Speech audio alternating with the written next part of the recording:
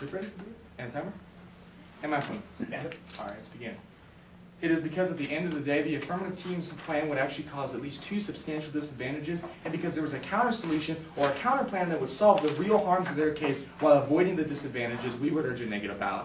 With that said, let's start off with disadvantage 1, which you can tag as preventing economic growth. Preventing economic growth. Now the A point is the background. The corporate tax rate affects the price of products. The corporate tax rate affects the price of products. From Bill Higgins in 2011 when he said, quote, "The reality is that corporations do not pay corporate income taxes. They simply add the cost of this government-imposed expense to the price of the product that they produce and then collect this tax from the people on behalf of the government. Whether a consumer is buying a car, a box of cereal, or an airline ticket, the consumer is paying the corporate income tax, not General Motors, General Mills, or American Airlines." Now the B point is the link, or how this applies to their case, and their plan reduces, but it does not abolish. Their plan reduces, but it does not abolish. These disadvantages, I'll be running my speech, are actually disadvantages with the corporate tax itself, saying that the very fact we have a corporate tax, not the rate of the corporate tax, but the fact that we have a corporate tax in the first place is what is causing the harms in the status quo. The C point is the internal link. That's a tax on consumer spending. A tax on consumer spending. From Luis Gomez in September of 2011 when he said, quote, "What is really insidious about this corporate tax is that corporate taxes are paid by the consumer built into the cost of a good or service. Corporate taxes are paid for and by the people in the form of lower wages to American workers and less money paid out in dividends and everything from a 401k retirement accounts to those who would risk their capital in business ventures." Again, the consumer is the one who actually paying this tax. This is to the D point, the brink. At the consumer spending is 70% of the economy. Consumer spending is 70% of the economy. From Hale Stewart in 2010 when he said, quote, "The U.S. economy is predominantly driven by consumer spending, which accounts for approximately 70% of all economic growth. Therefore, the corporate tax is a direct assault on consumer spending, which is the most huge among us driving force of the United States economy." Finally, this leads me to the E point, the impacts, and we have 2. The first is that of no solvency. No solvency. Obviously, since the affirmative team's plan continues to tax consumer spending, they will never actually realize the full economic benefit that their plan, since their plan is simply not abolished. And impact number 2 is that of unemployment continued. Unemployment continued. Again, these disadvantages are hinging off the point that we actually have a corporate tax in the first place, not that the corporate tax rate is necessarily too high. This leads to disadvantage 2, which you can tag as keeping businesses overseas. Keeping businesses overseas. Now the A point is again the background, that companies go overseas because of the corporate tax. Companies will go overseas because of the corporate tax. From James Wilson in 2007, he said, quote, "It's called competition. If a corporation will face significantly lower taxes in another location, it will move there. It will also grow and become more profitable so that it pays a larger total amount in taxes at a lower rate than it had been at a higher tax. If the U.S. wants to discourage corporations from leaving the country, it should make its corporate tax structure more appealing by abolishing corporate income taxes entirely."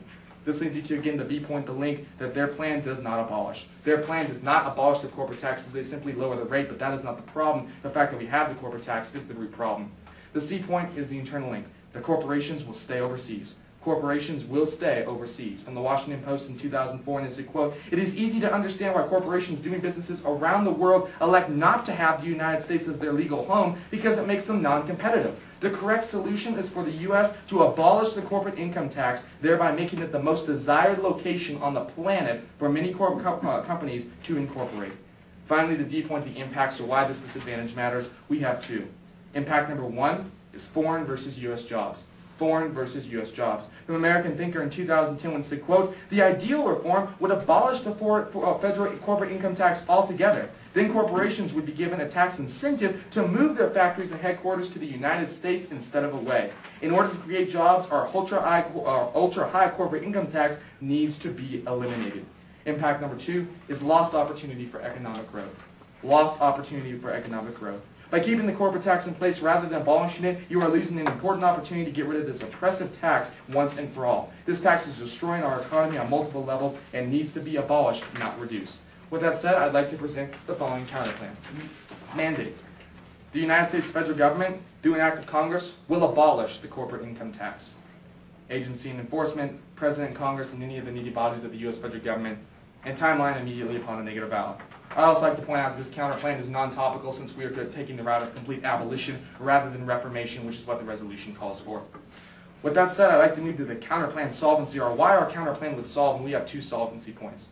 Solvency 1 is it solves the harms to the fullest extent. It solves the harms to the fullest extent. Instead of simply chipping away at the problem, we actually get rid of this burden on corporations altogether entirely. Think of it like Pilgrim's Progress. The affirmative team wants to chip away at Christians' burden. We say get rid of the burden entirely and free these corporations from an atrocious tax that is actually hurting the consumer.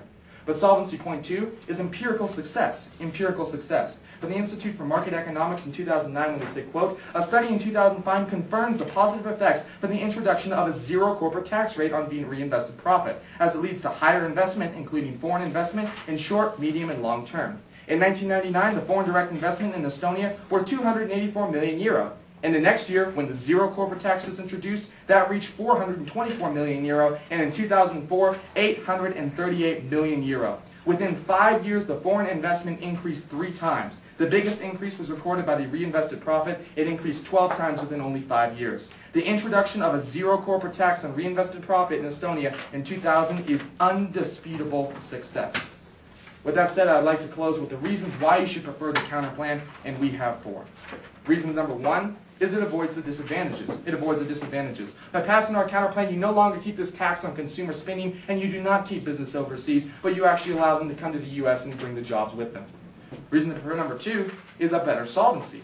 A better solvency. Not only do we avoid the disadvantages, but our counter plan provides you with a better solution to our economic harms. Again, simply reducing the problem, we eliminate the problem entirely.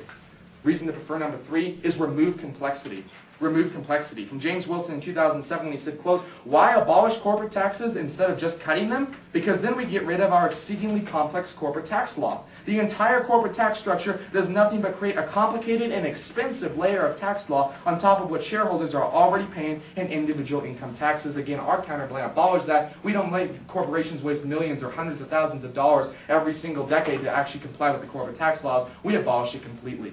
And finally, reason to prefer number 4 is stimulate the economy. Stimulate the economy. From Ellie Lyer of the Heartland Institute in 2011, when she said, quote, ending all corporate income taxes would cause massive amounts of wealth and millions of new jobs to flow into the country as businesses from all over the world flock to our shores. Therefore, again, because at the end of the day, the affirmative team's plan has 2 significant disadvantages. The counter plan avoids the disadvantages by solving their harms to the fullest extent and therefore capturing the affirmative team's advantages. We would urge a negative ballot. Thank you.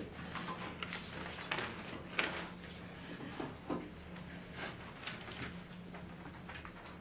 right, hey Brandon, how are you doing today? Doing very well. Congrats on getting the NITOC. You too. Just got a couple questions. First of all, do you believe that the deficit affects confidence? The deficit in the American consumer spending, or? The deficit of the Fed. Affects confidence in whom? The American people? Yes, and in the economy. I would say sure. Okay, all right. Now let's move your solvency point, or well, actually your impact 1 to your disadvantage 1 of no solvency. Is it your argument that in order to uphold the stochastic of solvency means the affirmative team have to solve for every harm of the economy? This no solvency argument is basically saying that you don't solve your harms to the fullest extent where the counter plan does. Not that you don't solve the entire economy. Obviously that's unreasonable burden. We're just saying that you don't solve your harms like the counter plan does. Okay, so then just a quick question of clarification about both your disadvantages. For sure. Both your disadvantages aren't something bad about our plan, just pointing out that your counter plan you think is better, correct? Well, yes. Normally, if there was no counter plan, these would not be disadvantages. But since there is a counter plan, then these are problems with your plan that our plan does not, thus making them a counter. Okay. Okay, but in a vacuum, voting for the affirmative wouldn't cause these disadvantages. They would. In a vacuum. If you pick the affirmative team's plan over the counter plan, and you're getting 2 negative side effects you would not with the counter plan. Those are disadvantages. All right. Well, let's get on. Your disadvantage 2 of keeping business overseas is your argument that abolishing the corporate tax is the only way to make the U.S.